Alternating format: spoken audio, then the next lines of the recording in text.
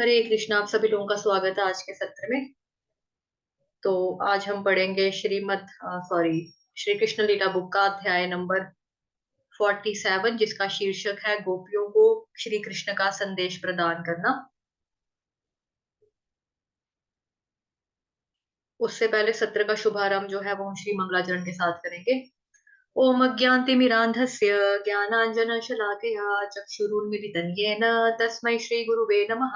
श्रीचैतन्यमनोभीष्टं स्थापितं येन भूतले स्वयं रूपः कदा मह्यं ददाति स्वपदान्तिकम्।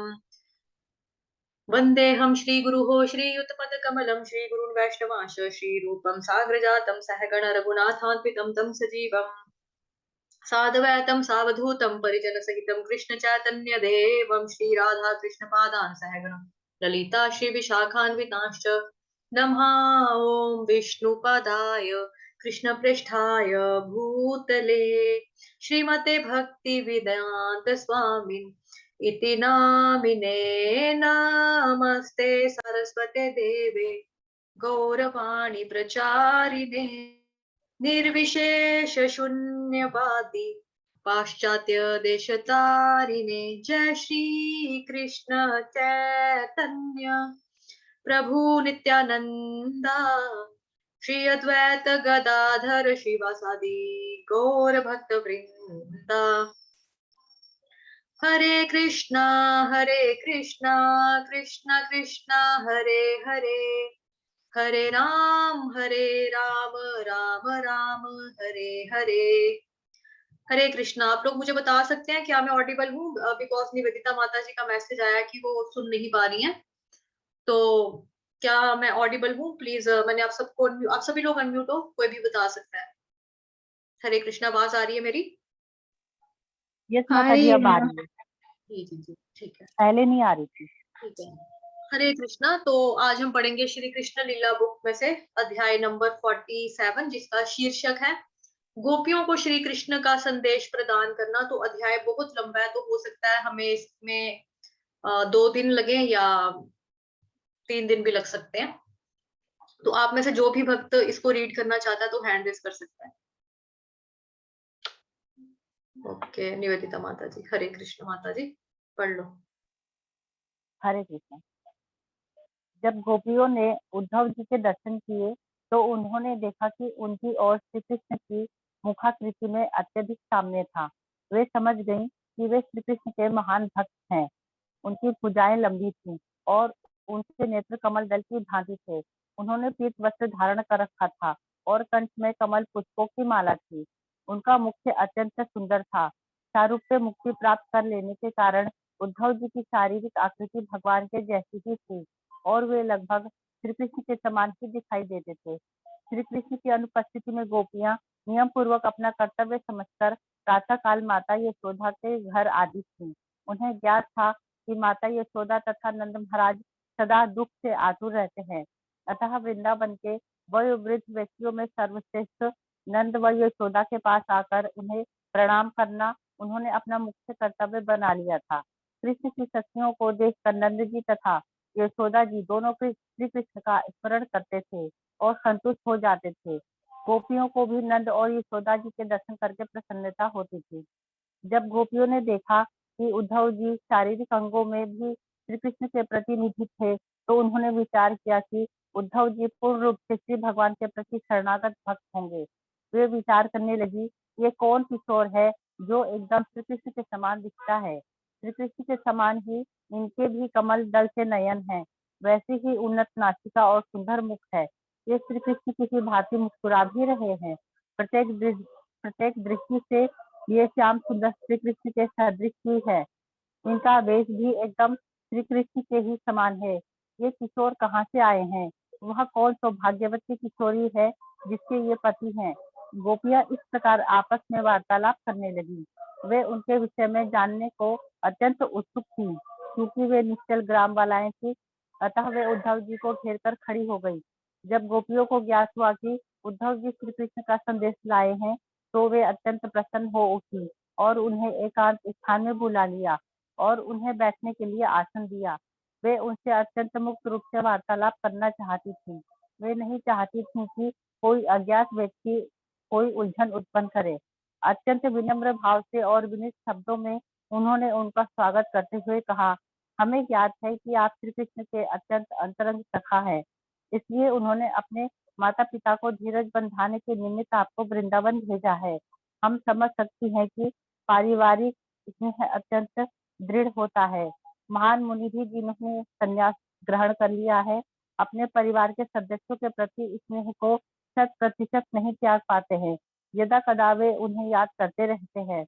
अतएव श्री कृष्ण ने आपको अपने माता-पिता के पास भेजा है, अन्यथा वृंदावन में अब उनका कोई प्रयोजन नहीं है। अब वे नगर में हैं। अब वृंदावन ग्राम अथवा गायों की गोचर भूमि के विषय में जानकर उन्हें क्या करना है? इन सब बातों को श्री कृष्ण के लिए अब कोई उपयोग नहीं है, क्योंकि अब वे नगर निवासी हो गए हैं। नीचे ही अब उन्हें अन्य व्यक्तियों से कोई काम नहीं है, जो उनके परिवार के सदस्य नहीं है। कोई अपने परिवार से बाहर के व्यक्तियों की चिंता क्यों करे? विशेष रूप से दूसरों की पत्नियों से संबद्ध व्यक्ति तभी तक उनमें रुचि रखता है, जब तक इंद्रिय तृप्ति की आवश्यकता रहती है। मतलब थोड़ा-सा नीचे। वह उस भ्रमर की भांति है जिसे पुष्पों में तभी तक रुचि है जब तक वह उनका मधु लेना चाहता है। यह अत्यंत मनोवैज्ञानिक एवं स्वाभाविक है कि जैसे ही प्रेमी का धन समाप्त हो जाता है, वैसे ही वेश्या की रुचि उसमें भी समाप्त हो जाती है। उसी भांति जब नागरिकों को ज्ञात होता है कि शासन उनकी सुरक्षा करने में असमर्थ है, तब वे उस देश को त्याग देते हैं। एक विद्यार्थी अपनी शिक्षा समाप्त करने के पश्चात अपने विद्यालय तथा गुरु से संबंध त्याग देता है। पूजा कराने वाले ब्राह्मण अपनी दक्षिणा के पश्चात अपने यजमान को त्याग देते हैं। फल की ऋतु समाप्त होने पर पक्षियों की वृक्ष में भी रुचि समाप्त हो जाती है। किसी मेजबान के गृह में भोजन कर लेने के पश्चात अतिथि उस गृहस्थ से संबंध तोड़ लेता है। दावाग्नि के पश्चात जब वन में हरी घास की कमी हो जाती है, तब मृग तथा अन्य पशु उस वन को छोड़ देते हैं। इसी प्रकार एक पुरुष भी अपनी प्रिया सखी का भोग करने के बाद उससे संबंध त्याग देता है। इस प्रकार इतनी उपमाओं का उल्लेख करके गोपियां परोक्ष रूप से श्री कृष्ण को दोष देने लगी। उद्धव जी को ज्ञात था कि वृंदावन की गोपिकाएं केवल श्री कृष्ण और उनकी बाल लीलाओं के चिंतन में ही मग्न थी। उद्धव जी से श्री कृष्ण के विषय में वार्तालाप करते हुए वे अपने घर के काम काज को पूरी तरह से भूल गई। जैसे जैसे श्री कृष्ण में उनकी रुचि बढ़ती गई, उनको स्वयं का भी विस्मरण हो गया। उन गोपियों में से श्रीमती राधा रानी नामक एक गोपी श्री कृष्ण का व्यक्तिगत सानिध्य पा चुकी थी। इसी कारण वे श्री कृष्ण के चिंतन में इतनी मग्न हो गई कि वे वहां उड़ते हुए तथा उनके पद कमलों का स्पर्श करने का प्रयास करने वाले एक भ्रमर से संभाषण करने लगी। जब अन्य गोपियां श्री कृष्ण के दूत उद्धव जी से वार्तालाप कर रही थी, तब श्रीमती राधा रानी ने भ्रमर को श्री कृष्ण का दूत समझा और उससे इस प्रकार वार्तालाप करने लगी। हे भ्रमर, तुम्हें पुष्पों का मधुपान करने का अभ्यास है, अतः तुमने कृष्ण का दूत होने में रुचि प्रकट की है, क्योंकि उनका भी वही स्वभाव है जैसा तुम्हारा है। श्री कृष्ण जब मेरी किसी प्रतिस्पर्धिनी युवती के स्तन का स्पर्श कर रहे थे, तब उनकी पुष्पमाला पर कुमकुम लग गया था। वही कुमकुम मैं तुम्हारी मूछों पर लगा हुआ देख रही हूँ। तुम उस माला का स्पर्श करके अत्यंत अभिमान का अनुभव कर रहे हो और तुम्हारी मूछें रक्तस्राव हो गई हैं। तुम यहाँ मेरे लिए श्री कृष्ण का संदेश लेकर आए हो। तुम मेरे चरण स्पर्श करने को व्याकुल हो, किंतु हे भ्रमर, मैं तुम्हें चेतावनी देती हूँ कि तुम मेरा स्पर्श न करना। तुम तुम अविश्वसनीय स्वामी के अविश्वसनीय सेवक हो। तुम्हारे अविश्वसनीय स्वामी श्री कृष्ण का कोई भी संदेश मुझे नहीं चाहिए। हो सकता है कि श्रीमती राधा रानी ने जानबूझकर श्री कृष्ण के दूत उद्धव जी की आलोचना करने के लिए भ्रमर को इस प्रकार व्यंग करते हुए संबोधित किया हो। परोक्ष रूप से श्रीमती राधा रानी ने उद्धव जी को न केवल शारीरिक आकृति में श्री कृष्ण के अनुरूप पाया, अपितु उन्होंने उन्हें श्री कृष्ण के बराबर ही समझा। इस प्रकार उन्होंने परोक्ष रूप से इंगित किया कि उद्धव जी भी उतने ही अविश्वसनीय हैं जितने कि स्वयं श्री कृष्ण। राधा रानी उन विशिष्ट कारणों को बताना चाहती थी जिनसे वे श्री कृष्ण तथा उनके दूत से असंतुष्ट थे। उन्होंने भ्रमर को संबोधित किया, तुम्हारे स्वामी श्री कृष्ण के गुण तुम्हारे जैसे ही हैं। तुम एक पुष्प पर बैठते हो, उसका थोड़ा मधु लेकर तुम तत्काल उड़ जाते हो और किसी दूसरे पुष्प पर बैठकर उसका रसास्वादन करते हो। तुम ठीक अपने स्वामी श्री कृष्ण की भांति हो। उन्होंने मुझे अपने अधरामृत के रसास्वादन का अवसर एक ही बार दिया और फिर मुझे बिल्कुल त्याग कर चले गए। मुझे यह भी ज्ञात है कि नित्य कमल आसन पर बैठने वाली भाग्य देवी लक्ष्मी जी सतत श्री कृष्ण की सेवा करती रहती हैं, किंतु मुझे यह ज्ञात नहीं है कि वे श्री कृष्ण पर इतनी मोहित क्यों हो गई। यद्यपि उनको श्री कृष्ण का वास्तविक चरित्र ज्ञात है, तथापि वे उन पर इतनी अनुरक्त क्यों हैं। हो सकता है कि वे कृष्ण के मीठे शब्दों में इतना फंस गई हों कि वे उनके वास्तविक चरित्र को ना समझ सकी हों। जहाँ तक हमारा संबंध है, हम उन लक्ष्मी जी से अधिक बुद्धिमती हैं। अब श्री कृष्ण अथवा दूत उनके दूत हमें और नहीं छल सकते। हरि बोल। निवेदिता माता जी के लिए हरि बोल। मानसी माता जी, आप रीड करना चाहते हो, अपनी इच्छा जताइए, यहाँ से पढ़ लीजिए विशेषज्ञों। हरे कृष्णा। मानसी माता जी, आपने खुद को म्यूट कर लिया। हरे कृष्णा माता जी। जी माता जी। श्रीमती राधा रानी ने आगे कहा, अरे मूर्ख मत। अच्छा हाँ, माता जी यहाँ से पढ़िए। विशेषज्ञों। जी माता जी। विशेषज्ञों के मतानुसार भाग्य देवी लक्ष्मी श्रीमती राधा रानी का ही एक अधीनस्थ विस्तार है। जिस प्रकार विष्णु मूर्तियों के रूप में श्री कृष्ण के असंख्य विस्तार हैं, उसी प्रकार उनकी हार्दिनी शक्ति राधा रानी के भी लक्ष्मी के रूप में असंख्य विस्तार हैं। अतएव भाग्य देवी लक्ष्मी जी सदैव ही गोपियों के पद तक उन्नत होने के उत्सुक रहती हैं। श्रीमती राधा रानी ने आगे कहा, अरे मूर्ख भ्रमर, तुम श्री कृष्ण का यश गान करके और मुझे संतुष्ट करके पुरस्कार प्राप्त करना चाहते हो, किंतु यह एक व्यर्थ का प्रयास है। हम गोपियां तो पूरी तरह से संपत्ति से विहीन हैं। हम अपने घर परिवार से दूर हैं। हम श्री कृष्ण के विषय में भली भांति जानती हैं। हमें तुमसे भी अधिक जानकारी, अतएव तुम उनके विषय में जो कुछ भी कहोगे वह हमारे लिए एक पुरानी कहानी के समान होगा। श्री कृष्ण अब नगर में रहते हैं और अर्जुन के सखा के रूप में जाने जाते हैं। अब उनके अनेक नवीन सखियां हैं और निसंदेह वे श्री कृष्ण की संगति में अत्यंत प्रसन्न है, क्योंकि उनके हृदय के ज्वलंत पीड़ा श्री कृष्ण ने अब दूर कर दी है।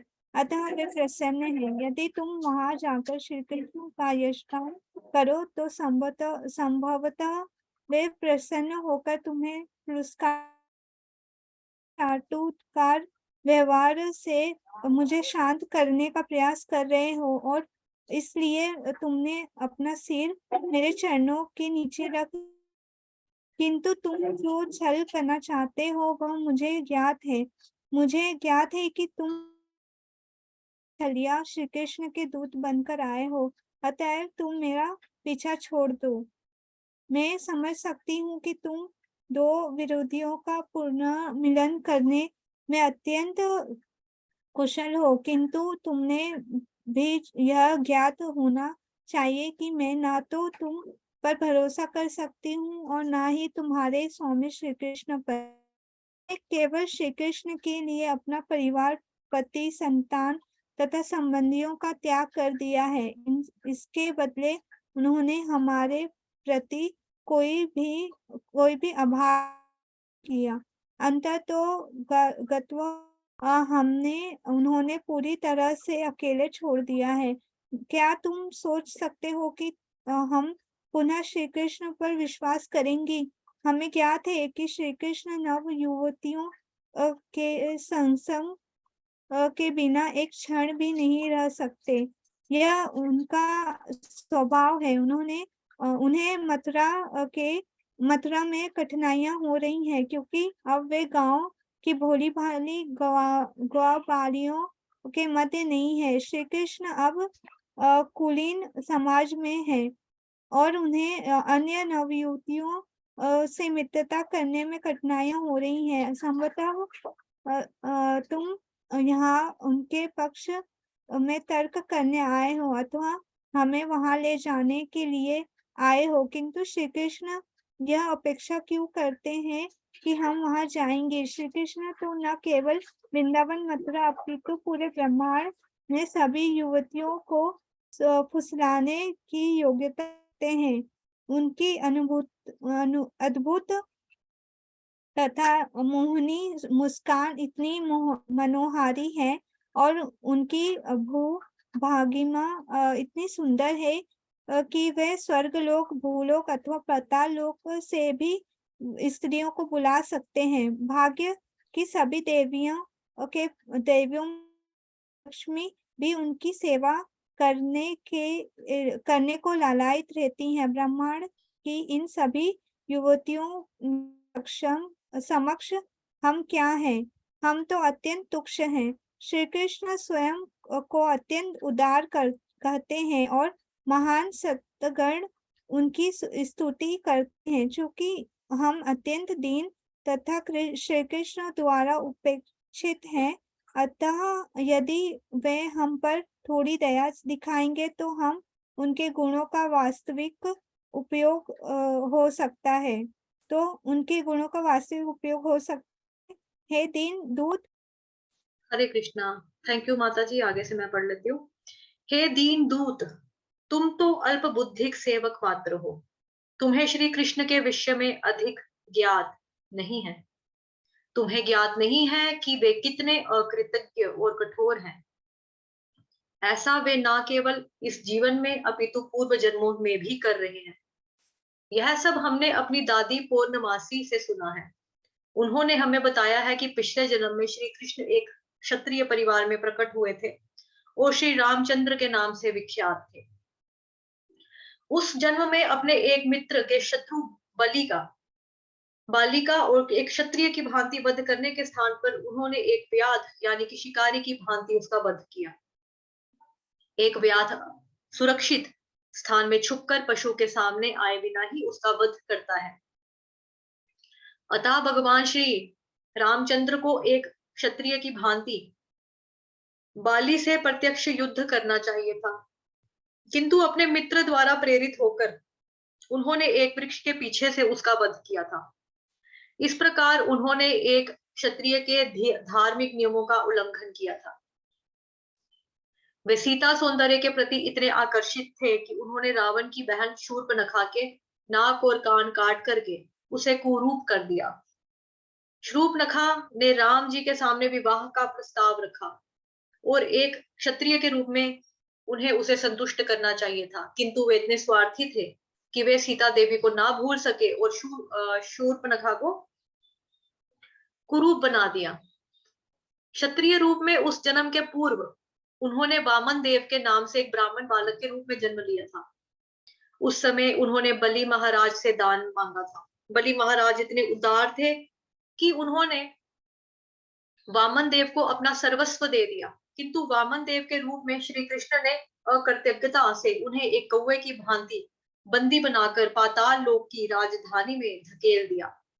हमें श्री कृष्ण के विषय में सब ज्ञात है कि वे कितने अकृतज्ञ हैं, किंतु कठिनाई यह है कि उनके इतने क्रूर और कठोर हृदय होने पर भी उनके विषय में वार्तालाप करना छोड़ पाना हमारे लिए अत्यंत कठिन है।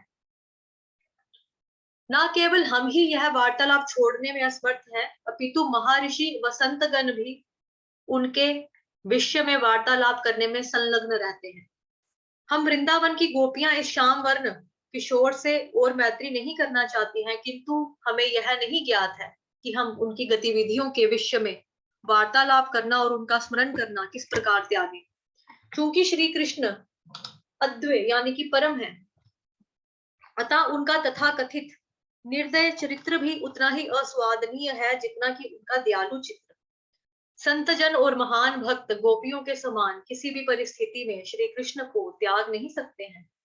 अतः भगवान श्री चैतन्य महाप्रभु की स्तुति श्री चैतन्य महाप्रभु ने स्तुति की, श्री कृष्ण आप प्रत्येक दृष्टि से मुक्त एवं स्वतंत्र हैं। आप या तो मेरा आलिंगन करें अथवा मुझे अपने चरणों के नीचे कुचल दें, जैसी आपकी रुचि हो वैसा आप करें। मुझे पूरे जीवन भर के अपने दर्शन ना देकर आप मेरा हृदय भगन कर सकते हैं, किंतु आप ही मेरे प्रेम के केंद्र हैं। हरि बोल। रिया माता जी ने हैंड रेस किया है, वो पढ़ना चाहती हैं आगे। हरे कृष्णा माता जी, जी पढ़ लीजिए। श्रीमती राधा रानी ने आगे कहा, मेरे विचार में किसी को श्री कृष्ण के विषय में नहीं सुनना चाहिए, क्योंकि जैसे ही श्री कृष्ण के लीलामृत की एक बूंद भी कान में पड़ती है, वैसे ही व्यक्ति तत्काल राग और द्वेष के द्वंद्व सत्तर से ऊपर उठ जाता है। इसका परिणाम यह होता है कि व्यक्ति भौतिक आस्तिक के संदर्श से पूर्ण रूप मुक्त हो जाता है और इस भौतिक जगत, परिवार, गृह, पत्नी, संतान आदि उन सभी वस्तुओं का वस्तुओं का मोह त्याग देता है, जो भौतिक रूप से सभी मानव को प्रिय होती है। भौतिक उपलब्धियों से रहित होकर वह अपने संबंधियों को भी दुखी करता है और स्वयं भी दुखी होता है। फिर वह मानव रूप में अथवा अन्य किसी भी योनि में, चाहे वह पक्षी योनि ही हो, साधु बनकर श्री कृष्ण की खोज में भटकता रहता है। श्री कृष्ण को उनके नाम, उनके गुण, उनके रूप, उनकी लीलाओं, उनकी साज सामग्री और उनके संगी साथियों को तथ्य रूप से समझना अत्यंत कठिन है। श्रीमती राधा रानी ने श्री कृष्ण के श्याम वर्ण दूत से आगे कहा, कृपया अब श्री कृष्ण के विषय में और बातें न करो, किसी और विषय में बातें करना श्रेष्ठ होगा। हम तो व्यादा के मधुर संगीत की गुंज से मुग्ध चत कबीर जंगली हिरणी की बातें पहले से ही शापित है। उसी की बातें हम श्री कृष्ण के मधुर वचनों से मोहित हो गई है और बारंबार हम उनके चरणों के नाखून की प्रभाव का चिंतन कर रही है और उनके संग के लिए हम और अधिक लालायत होती जा रही है। अतः अब मेरी तुमसे विनती है कि श्री कृष्ण के विषय में और चर्चा न करें। बरमर दूत से श्रीमती राधा रानी की यह वार्ता और उनके द्वारा श्री कृष्ण को कई प्रकार से दोष देना, साथ ही साथ उनके विषय में चर्चा का त्याग करने में उनकी असमर्था आदि महाभाव के लक्षण है। महाभाव श्रेष्ठतम दिव्य भाव का नाम है। इस महाभाव का प्रकट्य केवल राधा रानी और उनकी सखियों में ही संभव है। शीला रूप गोस्वामी और अवैधनाथ चक्रवर्ती ठाकुर जैसे महान आचार्यों ने राधा रानी के इस महाभाव उद्गार का विश्लेषण किया है। उन्होंने विभिन्न भावों को अदृढ़ अर्थात विवर्ण तथा जल्प प्रति जल्प अथवा प्रलाप को कई रूपों में वर्णन किया। श्री बोल रही है। Thank you so much. अभी गीता माता जी आप पढ़ लो यहाँ से। हरे कृष्ण माता जी।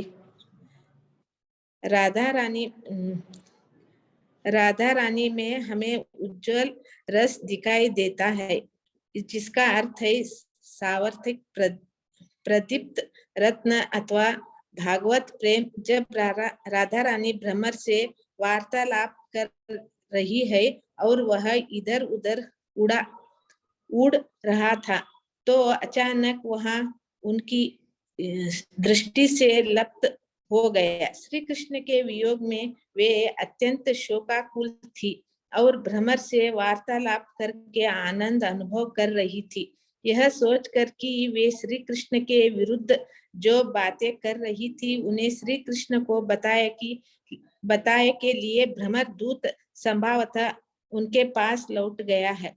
वो राधा रानी निश्चित से ही गई। उन्होंने सोचा ये बात सुनकर श्री कृष्ण बहुत दुखी होगा। इस प्रकार वे एक अन्य प्रकार के भाव से मग्न हो गई। इसी बीच वह भ्रमर इधर उधर उड़कर पुनः उनके समक्ष प्रकट हो गया। वे विचार करने लगी, श्री कृष्ण अभी भी मुझे पर कृपालु है। दूध द्वारा फूट डालने वाला संदेश लाने पर भी वे इतने दयालु है कि उन्होंने मुझे अपने पास बुला लाने के लिए भ्रमर को फिर भेजा है। इस बार श्रीमती राधा रानी अत्यंत सावधान थी कि वे श्री कृष्ण के विरुद्ध कुछ न कहे। उन्होंने कहा, प्रिय सखा, मैं तुम्हारा स्वागत करती हूँ। श्री कृष्ण इतने दयालु है कि उन्होंने तुम्हें पुनः भेज दिया है। श्री कृष्ण इतने दयालु और मेरे प्रति स्नेह है कि उनके विरुद्ध मेरे संदेश ले जाने पर भी इस सौभाग्यवश उन्होंने तुम्हें फिर भेजा दिया है। प्रिय सखा, तुम्हारा जो इच्छा हो तुम मुझसे मांग सकते हो।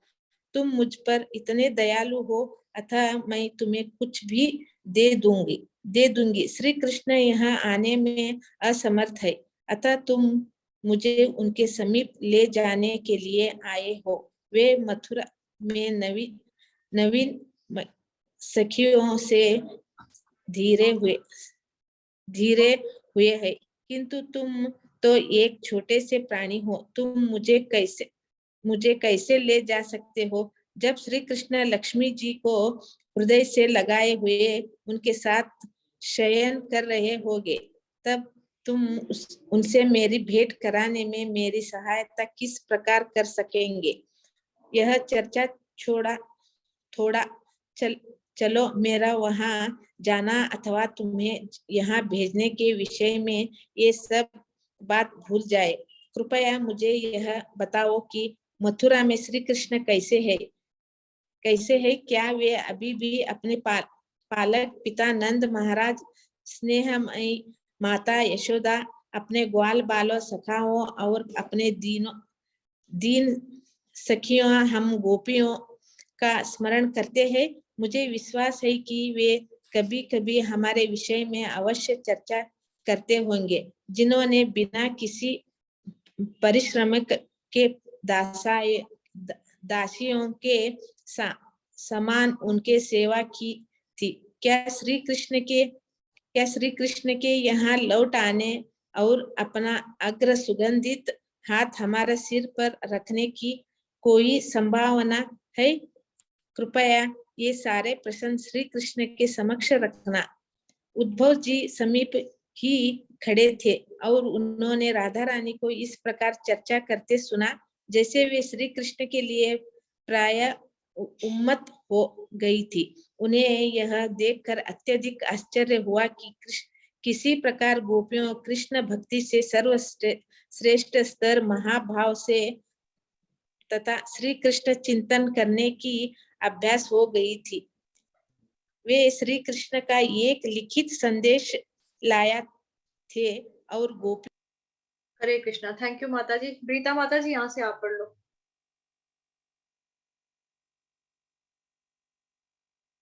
हरे कृष्णा। प्रीता माता जी, यहाँ से पढ़ लो आप। वे श्री कृष्ण का संदेश लाए थे। हरे कृष्णा। प्रीता माता जी, आवाज आ रही है मेरी?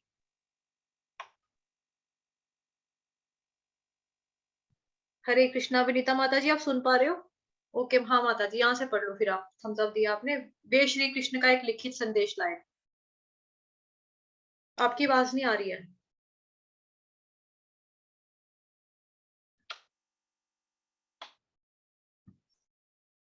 हरे कृष्णा। विनीता माता जी, आपकी आवाज नहीं आ रही।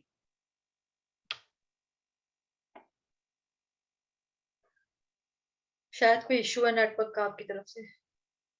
वे श्री कृष्ण का एक लिखित संदेश लाए थे और गोपियों को सांत्वना देने के लिए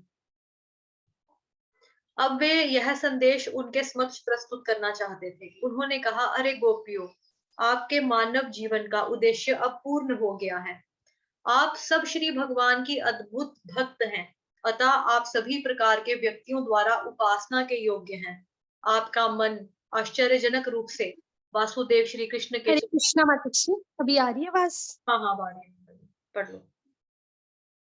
वासुदेव श्री कृष्ण के चिंतन में मगन है, अतः आप तीनों लोकों में उपासना के योग्य हैं। दान देना, व्रतों का दृढ़ता से पालन करना, घोर तपस्या करना तथा यज्ञ की अग्नि को प्रज्वलित करना आदि सब धार्मिक क्रियाओं व विधियों के पालन का लक्ष्य श्री कृष्ण है। विभिन्न मंत्रों का उच्चारण, वेदों का अध्ययन, इंद्रिय दमन और ध्यान में मन को एकाग्र करने के पीछे एक ही प्रयोजन है और वह प्रयोजन श्री कृष्ण ही है। आत्म साक्षात्कार तथा जीवन की पूर्णता को प्राप्त करने के लिए ये कुछ विधियां हैं, किंतु वास्तव में इनका उद्देश्य श्री कृष्ण की प्राप्ति और स्वयं को श्री भगवान की दिव्य प्रेमा भक्ति में लगा लेना ही है। यही भगवत गीता का भी अंतिम निर्देश है। यद्यपि यहाँ आत्म साक्षात्कार की विभिन्न प्रकार की विधियों का विवरण हुआ है, किंतु अंत में श्री कृष्ण ने कहा है कि मानव को सब कुछ त्याग कर केवल उनकी शरण में आना चाहिए। अन्य सभी विधियों का उद्देश्य यही सिखाना है कि अंत में श्री कृष्ण के चरण कमलों की शरण में किस प्रकार जाएं।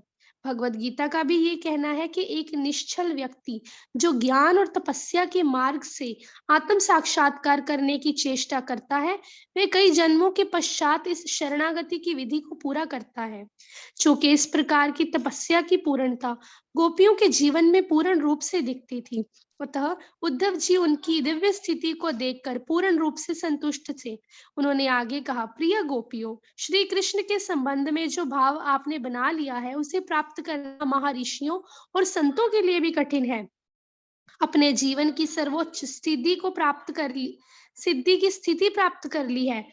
आपके लिए यह एक महान वरदान है कि आपने भगवान श्री कृष्ण पर अपना मन केंद्रित कर लिया है और अपने परिवार, घर, संबंधियों, पति और संतान को त्याग कर केवल श्री कृष्ण को प्राप्त करने का निश्चय कर लिया है, क्योंकि अब आपका मन पूर्ण रूपेण से परमात्मा श्री कृष्ण में मगन हो गया है।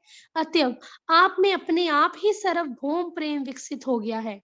मैं इसे अपना परम सौभाग्य मानता हूँ कि आपकी कृपा से ही आपकी यह स्थिति देखने का सुअवसर मुझे मिला है।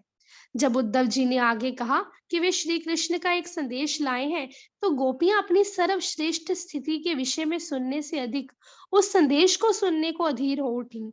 अपनी उच्च स्थिति की प्रशंसा सुनने में उनकी रुचि नहीं थी।